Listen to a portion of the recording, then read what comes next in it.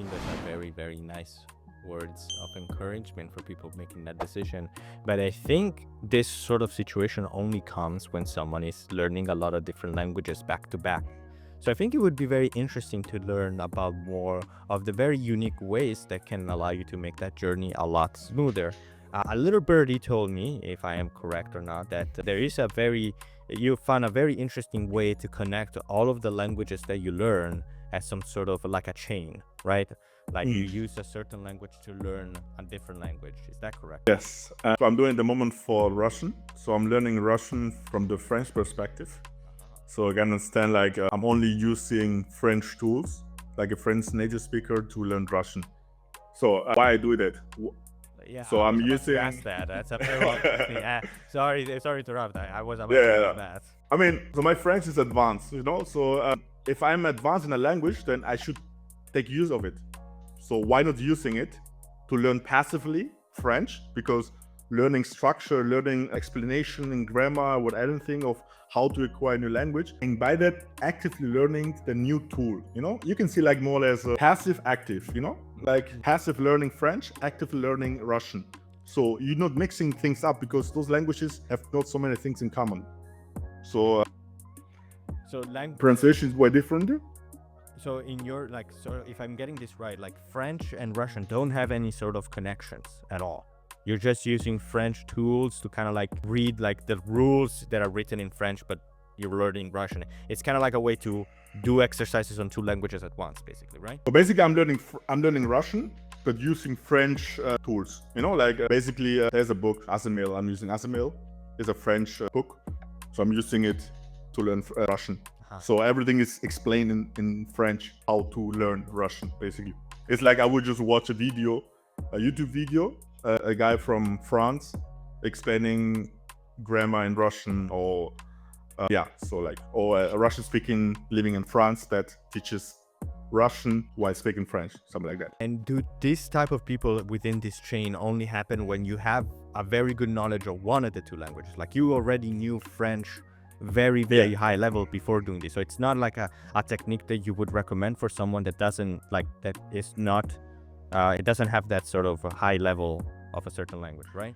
So like I would say it only works if one thing, the two languages are very not identical, you know, French and Russian are not identical. So the one language has to be really advanced, you know, more B, above B level, B2 level. And and the language, it's a A1. So, you know, it could work out if you learn French, Spanish, but French would have to be at least also B level and Spanish A, because otherwise you will mix up, because Roman language, you know, identical, they will mix up grammar and things like that. So, the more apart the language are from family, the better it is. So, you know, I can use French for learning Mandarin Chinese, something like that. I got it. It's very smart. So very smart.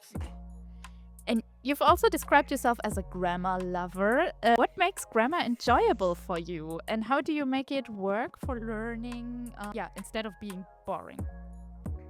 Yeah, you know, I had this one trick from my French teacher in university. She tried to keep us teaching us grammar, but she told us, I won't teach you grammar like usually. We won't just go down to grammar points and read what is about, what is subjunctive, what is this, what is that. But basically, we will have already formulated sentences, for example, in French, already have the grammar rules. So on the other side, you also have the translation in German. We will just go through all these expressions one by one, and we just read it all along. And basically, and she was telling us what does it mean in German. And then you will have to say in French, and vice versa. Fast, without thinking so much about what is this rule, what is that. And by that, like doing that exercise, it helped understand that you only need to understand the structure of the grammar point, but you don't need to really in detail, you know, because language is not like, at the end you want to speak with people, no? So if you get it so very fast, your brain won't have time to try to understand how is that subjunctive built, how is that conjugation built, but you understand based on context, and then you know, okay, it works. So basically using grammar as you can see as an architecture of a language. So once you understand that, you can build up on things, and you learn grammar on the go, you know. So the sentence. So what? Oh, sorry. Yeah. The sentences you read were not the rules, they were just examples where the rules were applied already. And Exactly. that you would get it by learning it kind of like chunks. Like you would Exactly. not learn the rule behind it, but the chunk, and you would memorize it, and then you would incorporate it, so you would have the rule inside you already. Exactly. It's interesting because this sort of technique kind of reminds me of some ways that we used to learn Mandarin, like when the year that we did it, where we're taking, of course, in the Mandarin it's a lot more different because there's like, yes, there are rules, but also like every single character you have to kind of learn it. But the idea that you kind of discover it first and then you trade it with people. It's like, oh, I saw this character and this character also appeared here, it appeared there. So we can kind of connect the dots from there instead of being like, oh, this is the character for whoa, it means I, or this is the character for this, it means that. So it's interesting to see how like can be applied in something as dynamic and so like not character focused as, you know, Latin languages, like you mentioned French. So I think this could be applied to those languages as well, I think. And it's very interesting to see. So, okay, so like this is a very interesting way to kind of learn grammar. But in your opinion, do you think that diving into this grammar as early as possible helps? Or like should I first get some other basics first before diving into said grammar? So I would say also it depends on which language it is, because I think in some languages it's nice to just start to speak from the beginning on and learn grammar on the go. You know, for example, like Arabic. You know, so I'm having like I went to Morocco just learning basics Moroccan Arabic. I didn't learn any grammar, so I was just speaking to them. So there's no way I cannot go down and look at my phone. Okay, this grammar rule. No, I just learn full sentences and just say it out. If it's wrong, if it's right, they would tell me if it's wrong, if it's right. But I would say that grammar, you should take it like step by step. You know, first and most important thing, you have to listen a lot of things, like comprehensive input of what you really like to, if you're going or no. I knew I was going to Morocco. I knew I was going to try surfing. So what would I do? I would just listen to things that are related to that. So I was listening to things, what do I do when I'm trying to buy a board for surfing? What do I do if I want to buy something to eat? So what that means, like going swimming, something like that. So basically those little phrases, that helped me already to get along with it in the beginning. And when with that works out, okay, now what does it mean? What is the past tense? Okay, now I can get to do this grammar. How is past tense built? So I can now get better at building sentences when I'm speaking to people and future, or something like that. But not the beginning, because otherwise you will have like a math task. You're learning these rules and things, dynamics things, and then try to applying. But in language doesn't work like that, because you will see that people speak different, and you see, oh, why is it not like that? Why is it not like in my grammar book? So you question yourself. So you get more, you get demotivated, and you won't speak, you won't have fun, and at the end you will just stagnate, and you won't learn, and you won't enjoy anything. So that's why I would say just speak. Like in Cuba, we dance. When people dance, we dance. We don't teach rules, and that's the thing where I see, for example, like you can compare dancing with learning. In Europe, people teach 1, 2, 3, 4, 6, 7. In Cuba, we don't do that. People dance on the street.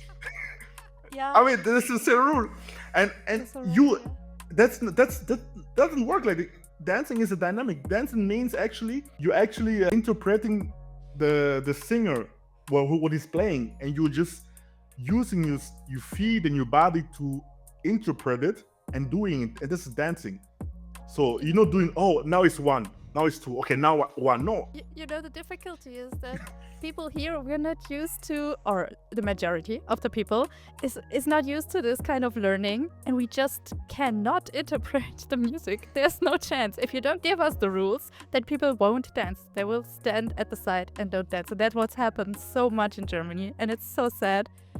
You really need to learn first how to interpret the music, how to incorporate it into your body, and then be able to listen to the song and dance on your own. And most people cannot do it. So it's really funny to go into a beginner class in Germany for dancing, and just hearing this 1, 2, 3, 4, 5, 7. It should have been. They should have learned at the. No, because at the Polygon Gathering, I did a workshop, Cuban also dance. I didn't teach any 1, 2, 3. I just told them people dance. Oh God, And- big Germans were so desperate. Probably. Not only the Germans, but some people who just don't have that gene. That Latin American gene. Maybe you should maybe it should be forced out. I don't know. I don't know how easy it is to get the gene forced out of people instead of, or is it like completely plateau? Because I feel like I'm thinking the opposite. It's like if you're giving way too much freedom in the way that you interpret things, you create your own language and nobody understands you. So, so what's up with that? Is that supposed? I don't know. That's dancing related. I don't think it's language related, but it's something. It's a possibility. But I like the comparison. I get what you mean by comparing dancing and learning a language. Yeah. So, and it's very interesting because we use dancing as a kind of way to learn multiple languages, but I've heard that there are other methods to kind of immerse yourself in learning languages that aren't like the actual phrases, like music, rap, or like sports. Like, have these elements in your life played a role into your language language learning journey?